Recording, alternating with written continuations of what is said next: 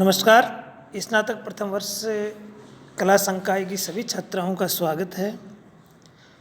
आज के ई वीडियो श्रृंखला में हम चर्चा करेंगे हमारे हिंदी साहित्य के द्वितीय प्रश्न पत्र में प्रेमचंद करतपूस की रात कहानी की। ऑनलाइन क्लास की प्रक्रिया से पूर्व हमने कक्षा में पूस की रात कहानी की कुछ चर्चा की थी। मुंशी प्रेमचंद एक युग प्रवर्तक कहानीकार हैं। उन्हीं के द्वारा ये कहानी लिखी गई है जो यथार्थवादी कहानियों के अंतर्गत आती है।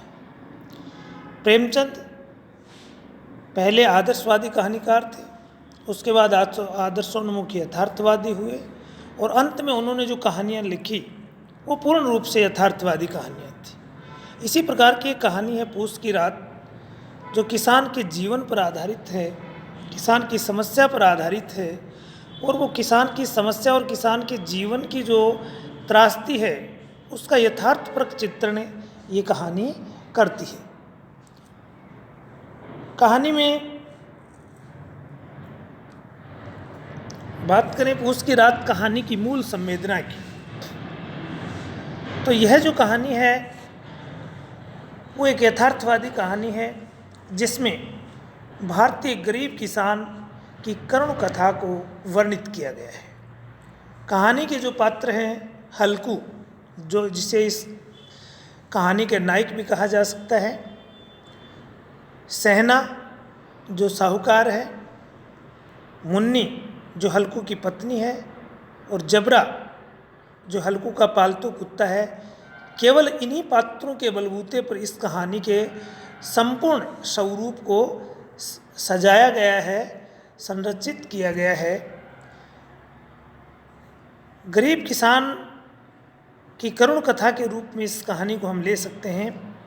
किसान को अपने खेत से मोह होता है और खेत किसान की जीविका का साधन ही नहीं होता बल्कि उसकी मान और प्रतिष्ठा का आधार भी होता है, क्योंकि वह मजदूरी से श्रेष्ठ किसानी को मानता है। चाहे उसमें उसे अपने जीवन पर्यंत मेहनत करने के बावजूद भी, लगान चुकाने के बावजूद भी, ऋण चुकाने के बावजूद भी कुछ भी शेष न बचे, लेकिन फिर भी वो अपनी किसानी को अपनी इज्जत और मान और प्रतिष्ठा का प्रतीक मानता है। यह कहानी केवल हल्कू की ही कहानी नहीं है, उन समस्त किसानों का प्रतिनिधित्व करती है कहानी जो अपनी प्रतिष्ठा बनाए रखने के लिए साहूकार की ऋण, जमींदार की लगान वसूली और प्रकृति की मार को सहते सहते पूर्ण रूप से त्रस्त हो जाता है।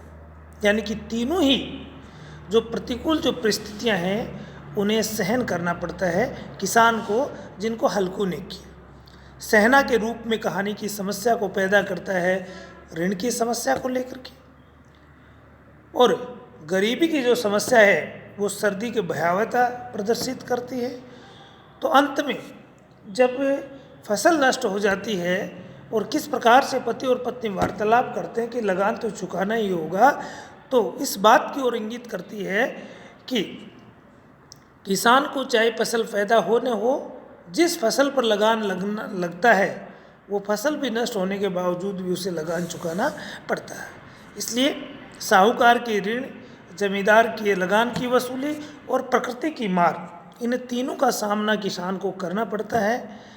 और वह जो किसान हल्कू है वह अंत में उसी मजदूरी करने पर मजदूर हो जाना होता है जिससे वो बचना चाहता है अपनी मान और प्रतिष्ठा को लेकर के। जब हल्कू सेना की गाली के डर से कंबल के लिए बचा कर रखे हुए रुपये भारी मन से चुका देता है और बिना कंबल के पूस के महीने की रात्रि में अपनी खेती की रक्षा करते हुए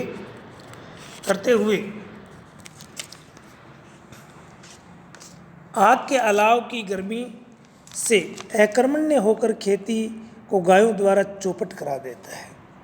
यानी कि खेत में सुरक्षा के लिए, कंबल खरीदने के लिए पेट काट करके, बचा करके पैसा एकत्रित करता है, लेकिन साहूकार की प्रताड़ना से डर करके, उसकी गालियों से डर करके और समाज में किस प्रकार से लोग उसे कहेंगे, इस बात से डर करके वो पैसे चुका देता है और कंबल नहीं खरीद पाता है।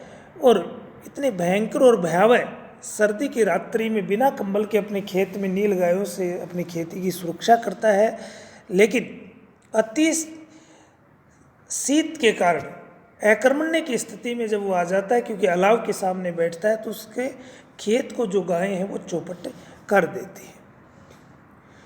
प्रातःकालीन जब मुन्नी की चिंता होती है और वो खेत में आती है और आकर के देखती है कि खेत नील गायों ने चौपट कर दिया है।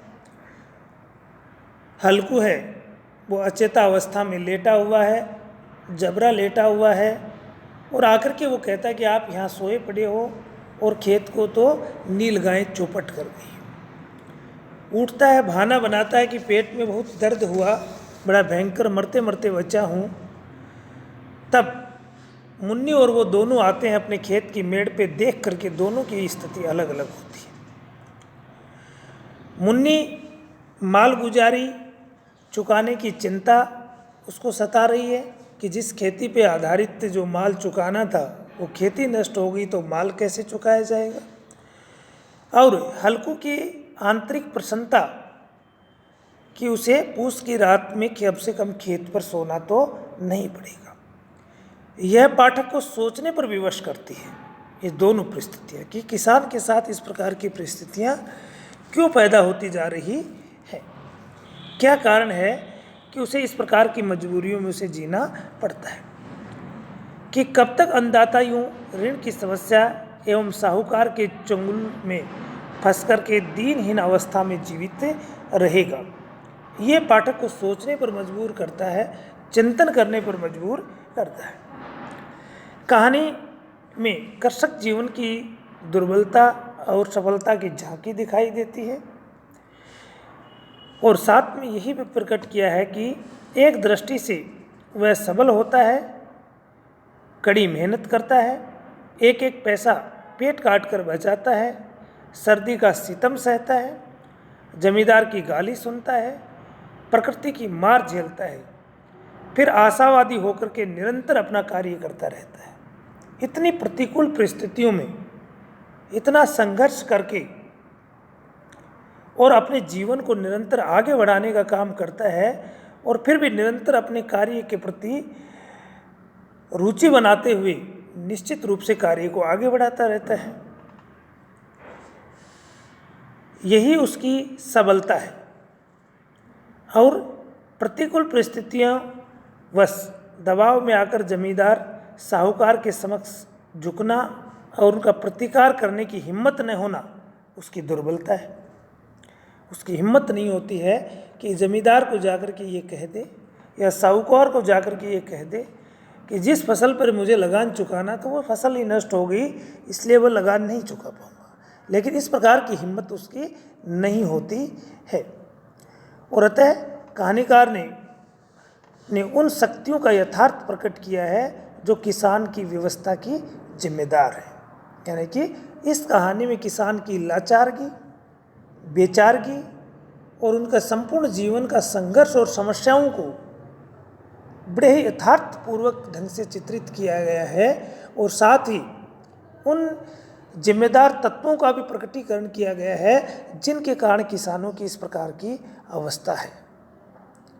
क्योंकि उसमें जब मुन्नी ये कहती है तुम यहाँ आकर रम गए और उधर सारा खेत का सत्यानाश हो गया, यह जो वाक्य है इसमें कितना दर्द है, कितनी वेदना है, कितनी टीस है, इसे वही व्यक्ति समझ सकता है जिसने इन कष्टों को भोगा और झेला है। अंत में मुन्नी ने चिंतित होकर के कहा कि अब मजूरी करके माल गुजारी भरनी पड़ेगी। तो हल्कू ने प्रसन्न मुख से कहा रात की ठंड में यहाँ सोना तो नहीं पड़ेगा। दोनों की अपनी चिंता है, दोनों का अपना मत है, और इसी के साथ कहानी है वो संपन्न हो जाती है। लेकिन सोचने और विचारने वाली बात यह है कि मुन्नी जब ये कहते हैं कि अब मजूरी करके माल गुजारी भरनी पड़ेगी, यानी कि जिस उत्पादन पर, जिस पैदावार पर मालगुजारी देनी है, जब वही नष्ट हो जाए तो मालगुजारी किस बात की। लेकिन यह अति भयावह स्थिति थी कि फसल चाहे नष्ट हो चाहे न हो, मालगुजारी तो चुकानी ही पड़ेगी, चाहे खेती से चुकाएं चाहे मजदूरी से चुकाएं। इस प्रकार की समस्याएं किसान के सामने उस समय थी, उसका यथार्थपूर्वक चित्रण मुंशी प्रेमचंद ने किया।